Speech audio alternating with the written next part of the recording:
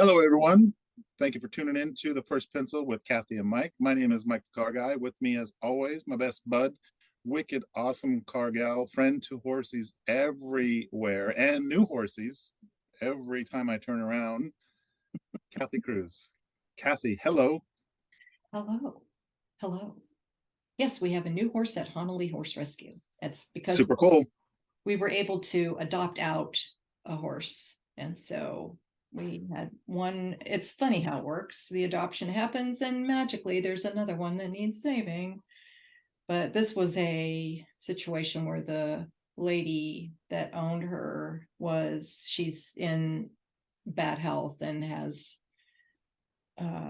some challenges. So she needed somebody to take her horsey, and her family members weren't going to do it. So, and she's lovely. Her name's Tilly, and she's super cute and very sweet. And, you know, a lot of the horses we rescue, most of them are, you know, they've been abused or neglected in some way. And so they have little quirks and little different personalities. And Charlotte, our volunteer coordinator, she said, it's so nice to have a horse that's like a regular personality. So, yeah. So And she's, that's one lucky horse. I can say for sure that that horse is in a place where she's going to get love and get care and be happy. yep.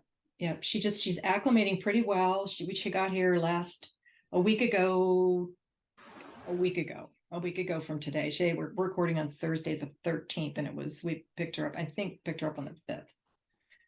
So she's really cool. The only thing that she has to get used to is having a lot more people around and a lot more horses around. And but she seems to like it. So That's awesome. yeah. I love happy stories. Happy stories are the best. Yeah. It's we're short on some of those. I'm trying to be more cognizant of that. Being on the new platform Threads is, you know, you see people talk about it, and I chime in, of course. And it's easy to say you're not going to give into the outrage, but it's a natural occurrence in our Sure. humanness, in our bodies, to see something that we think is wrong and be outraged about it. But And voice that outrage. yes, but it doesn't have to be the driver in everything. And I think part of it, somebody said yesterday that it's been a week and things are starting to die down of people just talking about how awful Twitter is, which, you know, probably we've all run out of steam. It'll pick up again, but and now it's kind of turning into a little bit more of a community and different. It's interesting how many, because the algorithm is still, I don't think anybody understands it, and you're not able to just Yeah. follow the people that you're connected with. So you're getting exposed to a lot of things, but across the board, there's a lot of people saying about the same thing. Let's keep this platform, more positive, and let's try to not fill it, definitely don't fill it with hate, but let's try to, not let all these things seep in. And there's so many posts similar to that. So it seems like it's on everybody's mind. A lot of people are cognizant of what they're sharing on that platform. I don't spend a whole lot of time there, but I've dabbled in it a little bit, and I like it so far. To me, there's a value in spending more time there. There's quite a few reasons, but one is that they are going to build it on, well, they built it. I shouldn't say they're going to build it, but it's built. It just hasn't been kind of rolled out yet, where you'll be able to, it's called decentralized. So you'll be able to, if you want to take the people that you follow, your followers, with you to someplace else, you can.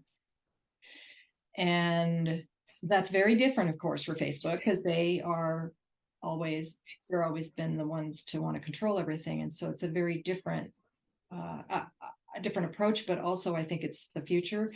That's what Blue Sky is about. But Blue Sky is owned by, or run, I guess, I don't know if it's owned, but he's so evasive about it. But Jack Dorsey, who is, you know, we could do a whole podcast. But That's Let's keep it nice. Yeah, right. Yeah, speaking of keeping positive. So, but the decentralization part of it is the future, and I think that's pretty cool. So I'm being diligent about following the people that I follow on Twitter. My biggest thing is like the ones that, like I was saying in my newsletter this week, that like bird Twitter, people that are bird photographers. I'm just think some of the pictures they take are phenomenal. And then of course that got me to see Flacco. If anybody knows about Flacco, he's a Eurasian eagle owl that was at the Central Park Zoo in New York, of course, and he got accidentally somehow let out of his enclosure that he'd lived in for 13 years. He escaped. I think it was vandals or something. I think it was vandals. And he's in his 5th month. Maybe it was owl freedom fighters. Yeah, right. He is the cutest thing I have ever seen, and I live for him every day. And he's blossomed. He looks like he's different, totally different birdie. Yeah, when you see the older pictures of him and see him now, he's like, wow. They had him in this terrible enclosure, and he never got to fly around or anything. And they were really afraid when he got released, when he escaped, I should say. They were afraid he wasn't going to survive, or that he would probably find rodents that had pesticides in them and die that way, because that's very common. And so, but he's survived and he's thrived and he's doing really well. So, but those people aren't on other platforms. So that's what keeps me in Twitter. So I'm hoping they'll migrate, either to Instagram or to Threads. But yeah. It's fun having a new platform to experience and learn about and check out. Yeah, it's fun. It is fun. Unlike Twitter. Yeah. So, what else is going on? Gosh, I think that's all I can think of for right now. I mean, I did have something, but you and I talked about it briefly. Do you want to talk about that subject that we? Let's jump in. Yes. Yeah, I think I'm sure, like me, if you're in social media and you have all of these choices to be, it's exhausting sometimes. And I think I'm just a little exhausted today from trying to not only be on them, but be relevant and not go after likes and retweets or whatever you want, rethreads or whatever. Just more like, that's the kind of person I am. I don't want to do it half-ass. And so it's difficult. But we'll figure it out. And each one's changing. Yeah. Every day. So, when you think you're got one figured out, all of a sudden you go back to it and the things you were doing before aren't having the same impact as they were. And you're like, oh. I can tell you for sure, on Facebook with Honolulu, that's my bellwether there, that images aren't getting that much engagement, and short form videos are. So I've created some videos that I'm there for the things that I always try. If you listened regularly, I'm always going for sponsor a horse or join our newsletter. Those are my 2 goals constantly. So we made some short form videos with horses, asking people to sponsor, like Coyote or Lou Dillon or one of our little lovely horses that people like to sponsor. So that haven't had a chance yet to roll them out. It's on my list of, actually, I was going to try to tackle it today sometime, but it's difficult. It's just difficult. And I can't imagine how hard it is for people that just haven't been in the space for a long time and watched it morph and change. Gone are the days, of course, where some people actually still think this, we'll put up a Facebook page and people will just see us. Right. Just create a page and then business will thrive. And it's not, there's effort and dedication and commitment to strategy now. It's not, like you said, the way it used to be. Last night I was on a webinar a fixed ops webinar, and it was interesting to hear a lot of points of view, and everything kept coming back to the importance of using video. Like you're saying, video is, it's not only king, but it's what's being pushed, you know. It's all So pushed, exactly all pushed. it's Yep. equal parts. That's what people are enjoying. And I chimed in on there. I said, you know, stop thinking about it specifically in automotive terms. I said, look at the world around us. What is dominating people's attention right now? TikTok, Reels, and Shorts. I mean, all three platforms have put all their attention into this video type format, and consumers are consuming it in, you know, millions of hours. The numbers are staggering. So why would you think, well, there's no place for it in automotive? It's what people are consuming throughout the rest of their day. So if you're trying to show someone, hey, you know, while we're working on your car, we noticed that the brakes are down around 20%. We could actually get this done now and still keep it within your promise time. And you show them the brakes with a quick short video. It's not something that they're not used to watching. That's what they prefer to watch. Yeah. Rather than calling them, because they're not going to answer the call. You know you're going to leave a voicemail. And when you tell someone on a voicemail, it's going to cost money, the rest of it doesn't matter, right? Nothing else matters. All they hear is it's going to cost more money. Yep. I remember an old Far Side. Remember that cartoon strip? Yeah. I remember a Far Side cartoon that I loved, and I can still see it in my head. And it was two panels, and it shows a guy talking to his dog, and he says, you know, gosh darn it, Rover, every time you do this, it makes me mad, Rover. I'm not gonna, you know, give you a treat for this, Rover. And then underneath it says what the dog hears, and all it says is blah blah blah blah blah Rover, blah blah blah blah blah Rover, blah blah blah Rover. And that's like talking to a customer on a voicemail. All they're going to hear is it's going to cost more money. No, thank you.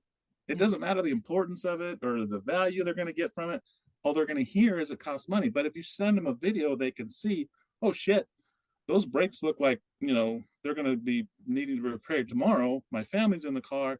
Yes, let's get those brakes done. I mean, people are visual creatures. There's, you know, we've conditioned, not we, but the big platforms, we've all been conditioned now to absorb video as a medium. So why not just, if you can't fight them, join them, right? Can't beat them, join them. Just jump in. There should be no obstacles from jumping in, because the world around us, it's kind of like texting. I can't tell you how many dealerships, service managers I've talked to about the value of, you know, just sending texts, right? Before video was big, it was just send a text to your customer. You'll get a better response. I don't think about our customers are not like that. Oh, really? You text, don't you? Yeah, yeah. If I didn't, you know, text, I wouldn't have time to answer the call. That's the only way. I met a service manager that said, you know, the only reason we're still married, me and my wife, is because texting was invented. If I had to listen to her every day, we wouldn't be together. But she can text me, I could text her. It keeps our marriage together. I'm like, exactly. People text. Why would you think your customers don't? And now people like video. So why would you think your customers aren't going to click a link to watch a short video about their car? Okay, so what you're talking about though is training. You have to have training. People don't just naturally do it. Sure, some do. Some go, okay, sure, I'll take out my phone, I'll have, you know, video, but there is that, oh, if it's for my job or the company might not want me to or whatever. But most people don't know the first thing about doing it. And so you've got to have some training. And even if it's just go on YouTube and find some places, I don't know, a place or a training company, or even just, I don't know, some way to find some training and teach people how to do it right. Otherwise, well, I think people coming into the industry now have such a leg up. You know, 30 years ago, 35 years ago, well, 1987, when I first got into sales, and there wasn't a whole lot. You know, you go buy a book, you know, Zig Ziglar's book, Jackie Cooper's book, and that's, you know, really all there was. Joe, what's his name? I'm forgetting his name now. Birdie. I mean, we laugh now, but back then it was valuable stuff that I learned a lot of. But it took me going to the Barnes and Noble and purchasing a book and going home and reading it in my spare time. Nowadays, you've got more information available to you at your fingertips on YouTube and other sources. that you can absorb and get all. I mean, a new salesperson can be up to speed in days, not months. Yeah. Yeah. But you have to be willing to search stuff and then look at it and listen to it and And that's absorb. really what it takes is it's called, maybe sometimes it's called a self-starter, but it's also just being able to work on yourself, being okay with working on yourself. Say, okay, 15 minutes every day I'm going to devote to learning something new, reading something, reading a book, training myself on something. 15 minutes a day. That's it. And if you don't have 15 minutes in the morning, get up 15 minutes earlier. And then you've really got some motivation, because if you're getting up early, you're going to do it, right? Because otherwise, why get up early? So Right.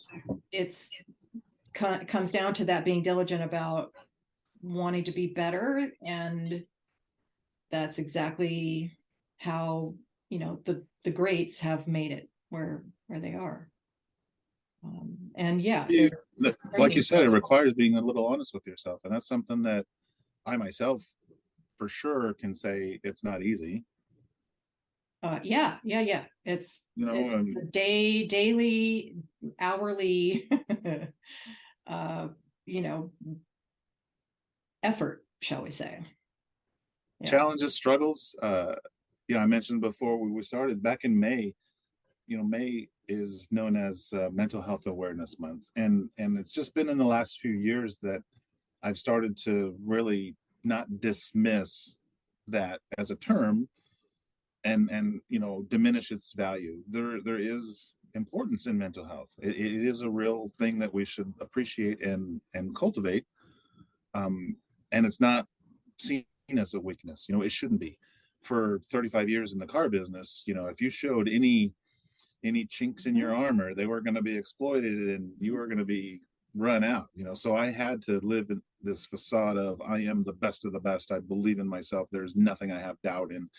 I can do it. Whatever you need to be done, and to a certain degree that helped me because I jumped into positions that maybe I wasn't ready for, but I learned on the road. I just took it on. Are you ready to be a closer? Maybe not, but let's do it. Can you do finance? Yes, I can do finance. You ready for the desk? Totally. I'm a desk man. Let's do it. And along those ways, I'll be remiss if I don't say now that I had and still multiple times during the course of my week deal with what they call imposter syndrome. I didn't realize it at the time, but there was times, when I first got my desk job, literally the first probably I would say 3 weeks, I would be working a deal and I would be so unsure of my decisions and I would be so afraid of failure, so afraid of a deal not working out, coming apart, that I would sit after we had closed it. I would sit and just before I sent it to finance, I would spend, an ungodly amount of time, which isn't really much, like 10 minutes. But in the course of working a car deal in a dealership world, that's a lot of time. Mhm. And I would just be reviewing it and analyzing it and going over the customer's credit and making sure I didn't miss anything. And I was so unsure of my decision because I knew that if I made a mistake, this could be somebody not keeping a car and that would suck. I would feel, like, oh my God, to have to take a car away from someone that had, taken it home and shown it to their friends and family and, oh, I got a new car. And then all of a sudden, oh, what happened to your car? Oh, it didn't work out. Those kind of thoughts like just paralyzed me. I mean, even earlier than that, as a salesperson, I was a pretty good salesperson. I mean, I did okay. I'm never going to say I was the best, but I did pretty dang good. And I enjoyed it, the sales part of it. I enjoyed talking to customers, finding out their wants and needs, showing them the product that best met those wants and needs, working out a transaction that was fair for both the dealership and the customer. I enjoyed all that stuff. The part that I hated was getting to that part. In other words, when I'm standing out there in a group, and back then it was the thing to do. Nowadays, we say you shouldn't have a group of salespeople standing on the point, right? You shouldn't have that vulture circle. But back in 1989, that was all there was. I didn't have a whole lot of follow up to do, so I had to stand out there and call the ups. Green Ford, blue Volkswagen, red pickup, and whoever called the car and it pulled in, that customer or up belonged to them. And as soon as I would call a customer and they would pull in the lot, that's when the fear would set in. And it was almost like overwhelming. I was like, oh shit. Oh, and then I'd watch where they park, and then I'd tell myself all these reasons why they're not going to buy from me. This guy doesn't look like a car buyer. He's not going to buy from me. He's not going to like me. He's not going to want to hear what I have to say. All these horrible thoughts would just rack my brain as I was walking over to them. As soon as I put my hand out and we shook and I said, hi, I'm Mike. Welcome to Sunrise Ford. How can I assist you today? Whatever it was, then I was like kind of on autopilot, and all those fears kind of went away. But when I'm alone with my thoughts, I'm the worst. When I first started dabbling into, and I got kind of good with helping dealerships increase their visibility online with social media marketing and digital stuff, I always thought to myself, if I'm going to share this information, why would someone want to listen to me? Who am I? What makes me a big shot? I don't know shit. And I think I'm not the only one, is what I'm saying. I think that a lot of folks out there may feel something similar, like maybe I'm not as good at this, or maybe maybe I could be better.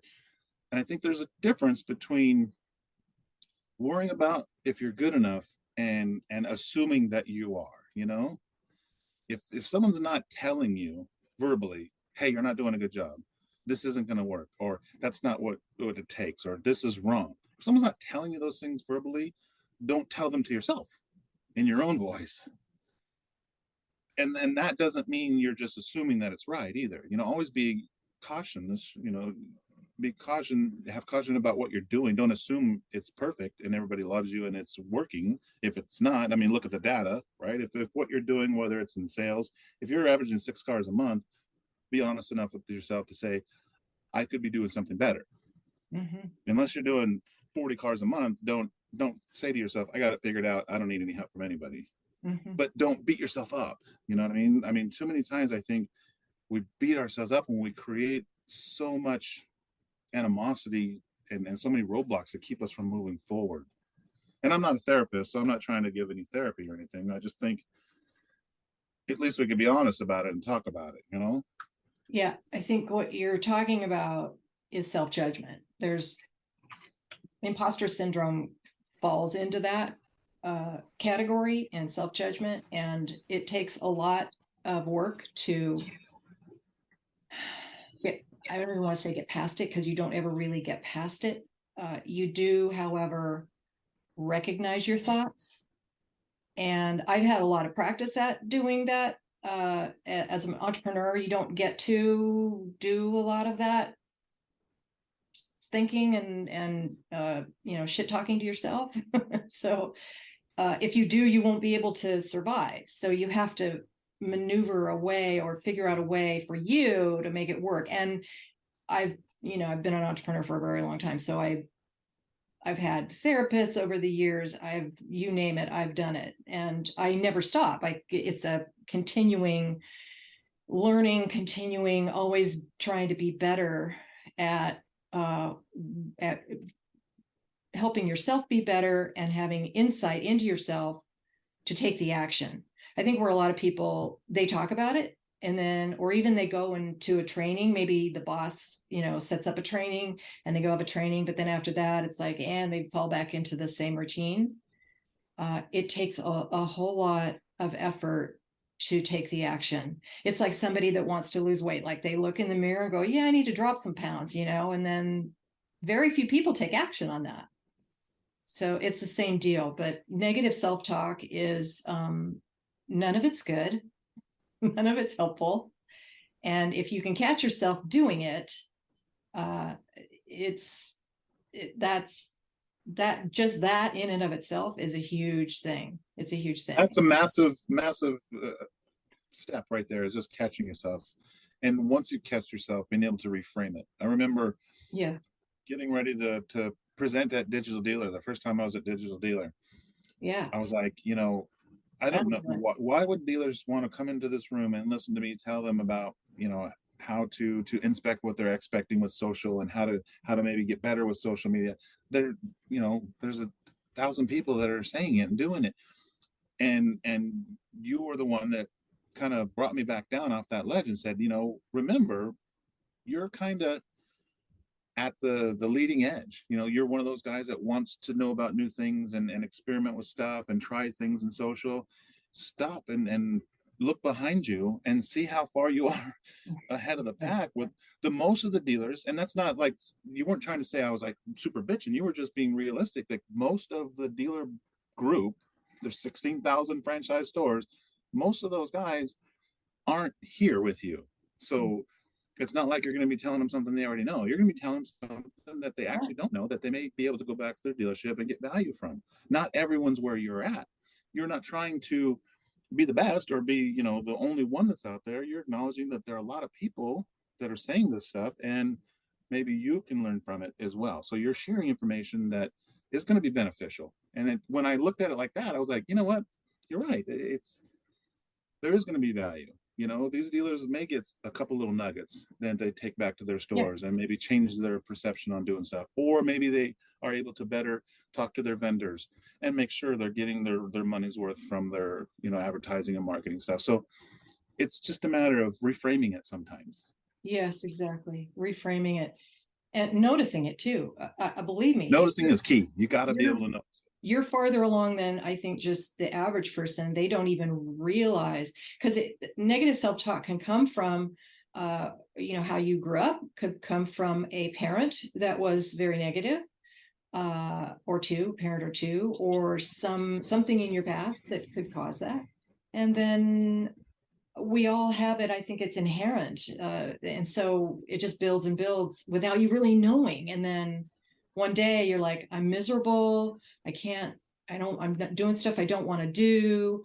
I need to change jobs, or I need to just, I hate my life or whatever. I don't like the relationship I'm in. I mean, there's so many things, and you're like, okay, you gain that perspective about where you are, and then you make a decision to change it. And that's really all it takes, because you don't have to know where you're going to go or what you're going to do. It's just one step, the next step, the next step. Like when I left retail, I left in a very terrible way. I had a dealer that I had a verbal agreement with, and he reneged on it, and it was a terrible way. And so it was the recession. So I had to figure out quickly what the fuck I was going to do. And I didn't want to go back to retail. So, because I'd had it. I mean, that had been, it's over. This is where the part where you take inventory of what happened. What's my career been like? And there were patterns that I would get into where I would be promised things, and then I would be basically left with nothing. And I think that was just the last time. I'm like, I can't do this anymore. And sounds familiar. Exactly. I don't have the capital to own a dealership, so I'm going to have to, you know, either go back and do that and just, you know, bite my tongue, or try something else. And that's, you know, but usually, honestly, when people take action, is there's something traumatic that happens to you. It can be a list of different things, but you know, the Great Recession was a big one, and COVID has been big. It's a big one for a lot of people. A lot of people have completely changed the way that they want to work, and some of these companies, like dealerships, it's funny because like I was in that dealership a couple months ago, you know, that, and you would We'll never call it Hellscape Motors. Hellscape Motors. That's exactly right. You would never know that the world had shifted and changed when you were inside the four walls of this place. It was extremely disturbing to me. And just overhearing things and seeing that things could be done better. It was a very surreal experience. So I know that most people are like that. Like they just go along, and there's nothing wrong with that. You know, I'm not saying you're a bad person. You just go along and you do what you do. But if you want to be better, you want to not have imposter syndrome, which is really fucked up. You got to be willing to take action. And I think it doesn't have to be big action. It can just be one small step. fail, not wanting to fail, But if you're Yeah, but so failure is nothing but it's just on the way to success. Failure right, is really failure. but if you're so afraid of failure that you aren't willing to do anything, Right. or you consider failure as an end result in itself, and you look at each action you're going to do so much that you overanalyze and overthink and dwell on, and it limits you from doing something, you're never going to accomplish anything. I'm So, not okay, saying so let failure me is just, good, but you have to be willing to fail in order to succeed. yes, you do. Okay, so there's fear around that, right? A lot of fear around failure. Uh, think of the absolute. So if you're in a situation where you can recognize that you're going to fail, you're thinking you're going to fail, and maybe you're not taking action because you're going to fail. You think you're going to fail. Then visualize yourself doing the exact failure, being the biggest failure that you could possibly fucking be in that moment. Feel it and let it wash over you. And eventually, within a few minutes' time, that feeling will be gone. If you just go in and feel it, like literally, and close your eyes, closing your eyes helps, because then it just allows your imagination to kind of tap into your emotion. And then you've got, or vice versa, and you're able to actually feel it. I liken it to somebody a long time ago had an example about a lemon. So you can think about a lemon, you look at a lemon, but if you slice the lemon and close your eyes, you can close your eyes and visualize slicing the lemon and then tasting the lemon, and you will start salivating just by the thinking of it. So the same goes if you're trying to feel the fear. Just feel the fear. Think of the absolute worst thing that can happen to you. And believe me, I have done that, and many times, and it just eventually leaves. And then you just go, well, fuck that. I'm gonna go speak a digital dealer, right? It works. It does work. That's just one small technique, but It does. it does work. Yeah. But I Yeah, think everybody has imposter syndrome. Even after I left that client, like it, you know, speaking about mental illness.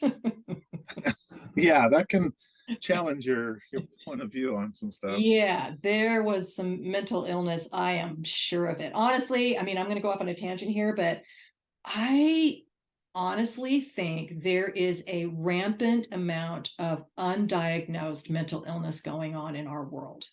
One component of it is narcissism. For sure. And I think social media has done that, because people with a microphone, which is what social media is, not Right. everybody should have a microphone. It's amplified it completely. And you, especially if you're on video or you think that you're special, like a narcissist, and you're given, all of those things that, like, here, go ahead, here's some tools to get even more narcissistic. So I feel like there's this honestly undiagnosed mental illness happening. And so after being subjected to it on a exponential scale, it took me, I'm just now probably getting back to normal. So it took me a month or two and I'm pretty good at bouncing back. It's because I've done it, so many times. I'm not perfect in any way, but I do have specific ways that I think, and I notice my thoughts, and I also have a practice. I do yoga and meditate, and I exercise and all those things. I have horses, so I've got things that can get me back to myself. But everybody's got imposter syndrome, so it will, at some point, if it hasn't gotten you yet, it will. And so, catch it before it gets too far, because it's limiting you, and it causes you to have beliefs about yourself that aren't true.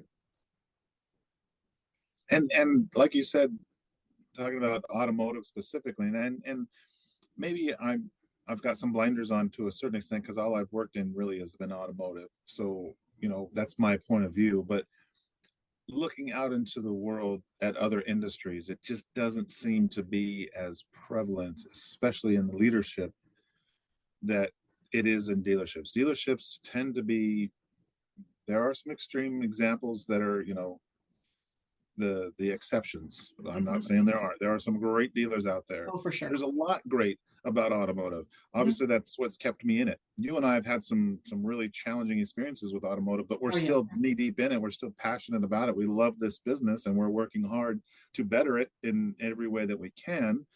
But we'd be, lying if we didn't say there was still a lot of those dinosaurs that are extremely narcissistic and egotistical. I've said for 30 years, when I first got in the business, my Friday morning sales meetings, if you've ever seen the movie Glenn Ross, that's not an exaggeration to be funny. That was my Friday morning. Every Friday, and a lot of times way worse, because it's a group of, 20 people, not 5. Yeah. And you show that to people and they're like, that's hilarious. It's, obviously over dramatic for the movie. And I was like, no, it's not. There are people like that in the world every day, berating and talking down and crushing other human beings' souls. Yes. All the time. And they work in the car business, and I always said, when I get to be a manager, I'm not going to do that. And I did my best not to, but there is a lot of it in the car business for some reason.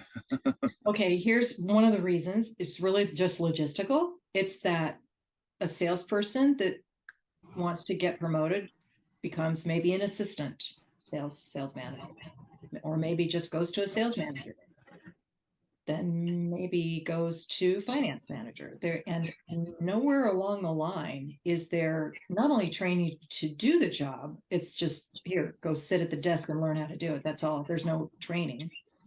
You watched your manager do it, so you know what the job entails. Right. So the logistical part of it, but then there's because a manager is not a leader. A leader can be a manager, but a manager is not necessarily a leader. Leadership is a whole other thing. And typically, traditionally, when you get promoted in the car business, there is no training on any of that. And I was an exception because I always studied management and training and leadership. I mean, I just have always been like that. I was the firstborn of 4 kids, so I think you're naturally a leader. Sure. So, but I was just always interested in organizational psychology and how the hierarchy works inside of an organization, and that's me. But most people, aren't like me. So there is the promotion that happens without any training, without any even accountability. Almost the only metric that's used is what did you sell today? Right. And that exactly.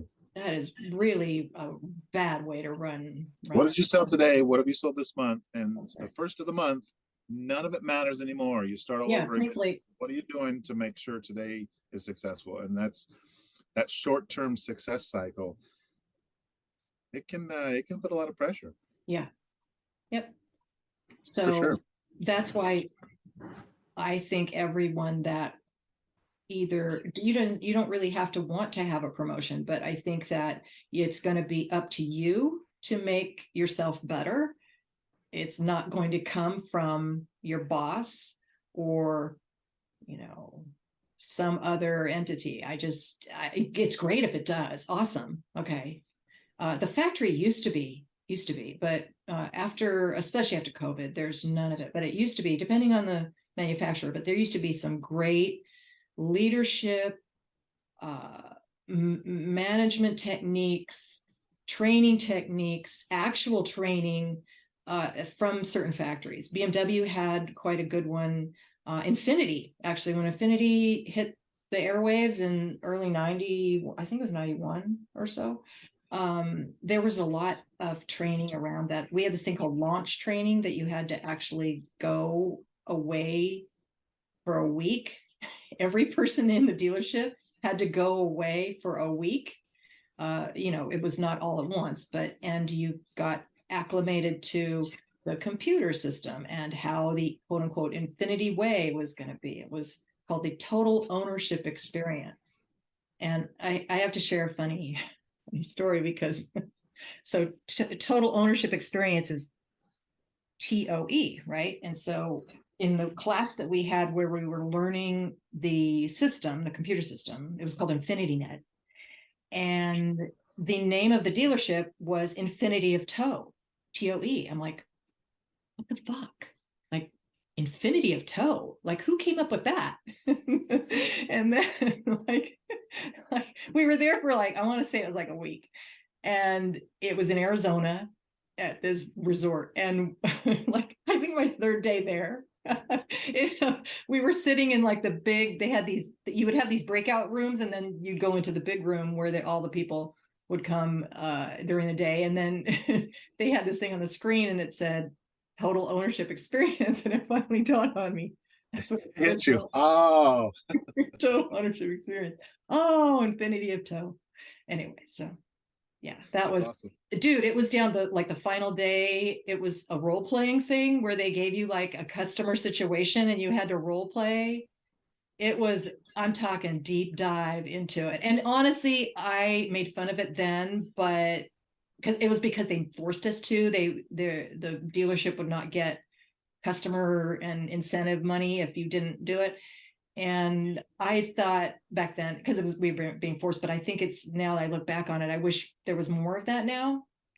And because people do want to be better at what they're doing always. Sure.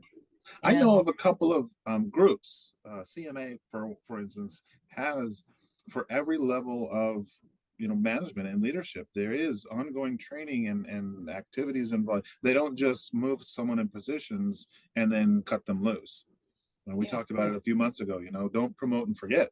yeah, That's the easiest way to lose good people, because if you yeah, promote someone and they don't work out, you're going to lose twice. You're going to lose a person in that position, have to fill it, and you're going to lose a good employee. If they was yeah, good enough to get promoted, he's good enough to train it and develop, or she, into something even better. So it totally is valuable.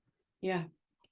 But if you don't have it, that doesn't give you permission to just not do it at all. Right. Don't rely on everybody else. Because Totally. the person, you deserve more. You don't deserve the negative talk that you tell yourself all day long. There's just, it's out of balance. There's too much negative, not enough positive. And the way you fight the negative is you have to be deliberate about it. And I fight it with my music all day. It helps me keep those voices at bay.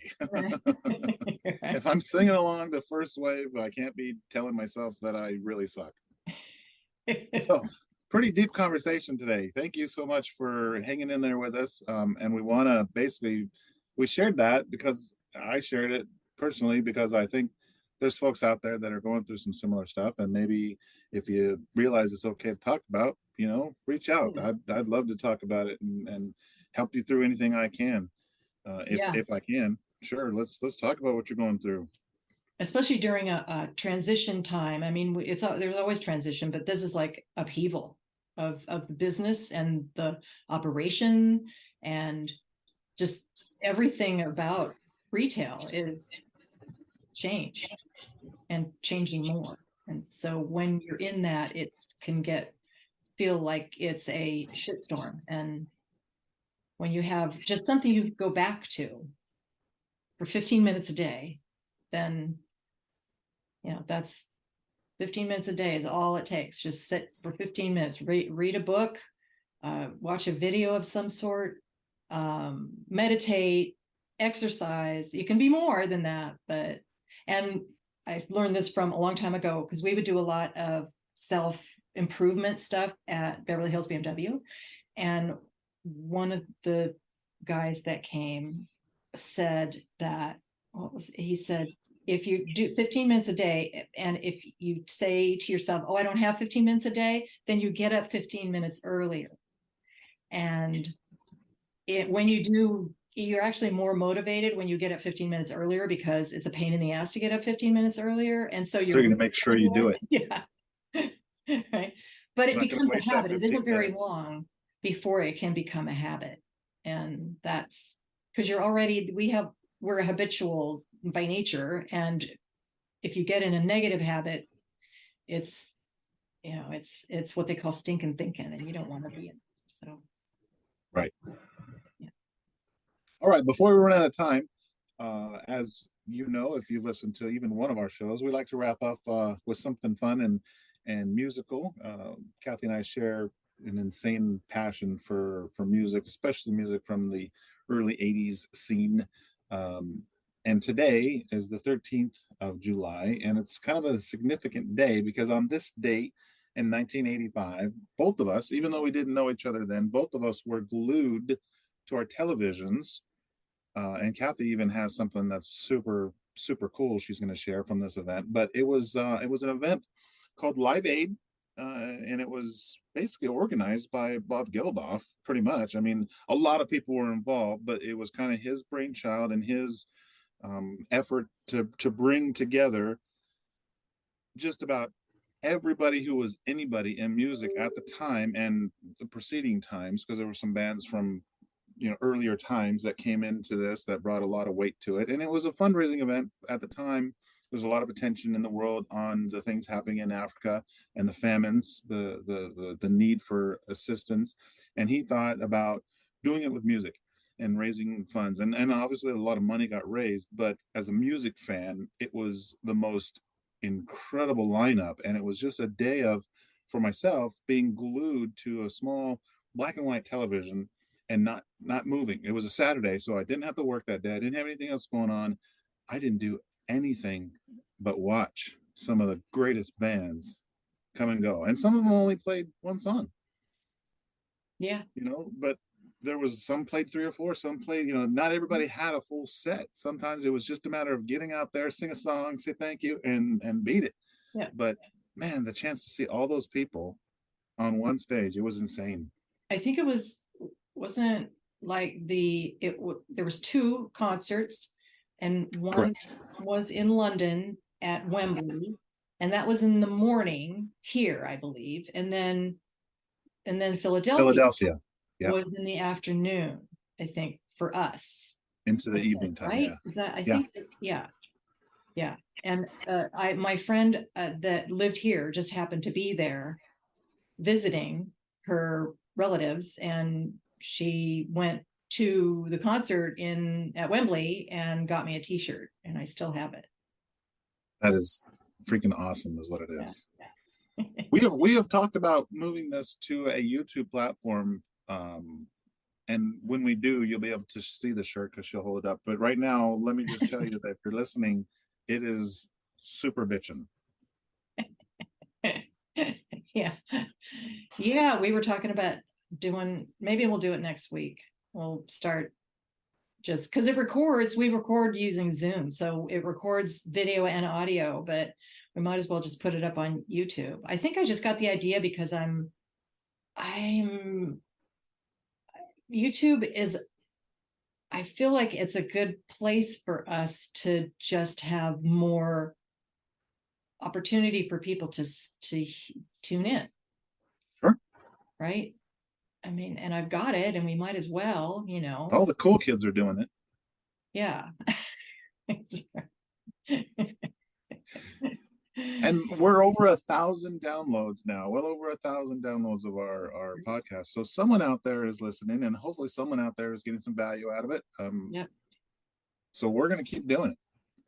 Yeah. Pretty much we meet weekly and have a good conversation anyway. So yeah. So we just hit record. We just share it. Yeah. So. Really quick, let me just, in case you're not familiar with the Live Aid, before I wrap it all up, I'm just going to read this down. Are you ready? I'm ready. The Style Council. Boomtown the Rats. Style Council, yes, of course. And if you want to watch something awesome on YouTube, watch the Style Council at Live Aid, because they were scared shitless. And it is a fantastic performance. It's just, the walls come tumbling down, that song. Holy crap, it's so good. Oh my God. Anyway, okay, go ahead. I'll start again. Style Council. Boomtown Rats, Adamant, Ultravox, who is a very underappreciated band that I love very, very much. Spandau Ballet, one of my new favorites and Kathy's all-time favorite, Elvis Costello. Yeah. Nick Kershaw, Sade, Sting, Phil Collins, and Bradford Marcellus. I don't know if you remember that set, but it was Sting was kind of already doing kind of his own stuff Uh-huh. with more of a jazzy thing, and Bradford Marcellus just destroyed, just crushed it. Howard Jones, Brian Ferry, Paul Young, U2, Dire Straits. If you saw the movie Bohemian Rhapsody, you know that Queen had a set on there, and that was their final come together after some turmoil, and that was just an insane set. David Bowie, The Who, Mm. Elton John, Freddie Mercury and Brian May came back out, Paul McCartney, and then Band Aid finished with Do They Know It's Christmas, their rendition of it. In Philly, we had Joan Baez, the Hooters. I don't know if you remember the Hooters, and we danced and All You Zombies. Mm-mm. Oh, they were big for like 5 minutes. Okay. The Four Tops, which, like I said earlier, bands that had some following: Billy Ocean, Black Sabbath, Run DMC, Whoa. Rick Springfield, REO Speedwagon, Crosby, Stills and Nash, Huh? Judas Priest, Bryan Adams, Beach Boys, George Thorogood and the Destroyers, Yeah. Simple Minds, The Pretenders, Santana, Ashford and Simpson, Madonna, she rocked it. Tom Petty, Kenny Loggins, and Kenny. Like I said, some artists only came on for one song. Kenny Loggins came on and did Footloose, and he was out. Oh, Done. oh, okay. The Cars, Neil Young, Power Station. Remember they were big for like a minute. Oh, yeah. Thompson Twins. Thompson Twins paid the American show, not the English show. Eric Clapton. Phil Collins was on both stages. Remember that? Oh, yeah. He did Philly, flew to London, and was Uh, on stage in London as well. Led Zeppelin, that was when Led Zeppelin got together. oh, that's right. Yep. Remaining members of Led Zeppelin, that was a huge deal. Duran Duran, Patti LaBelle, Hall & Oates, Mick Jagger, and then Bob Dylan, Keith Richards, and Ronnie Wood came out and did Wow. 3 songs. Wow. It was a monstrous day in music. Wow. That's crazy. Wow. Super insane.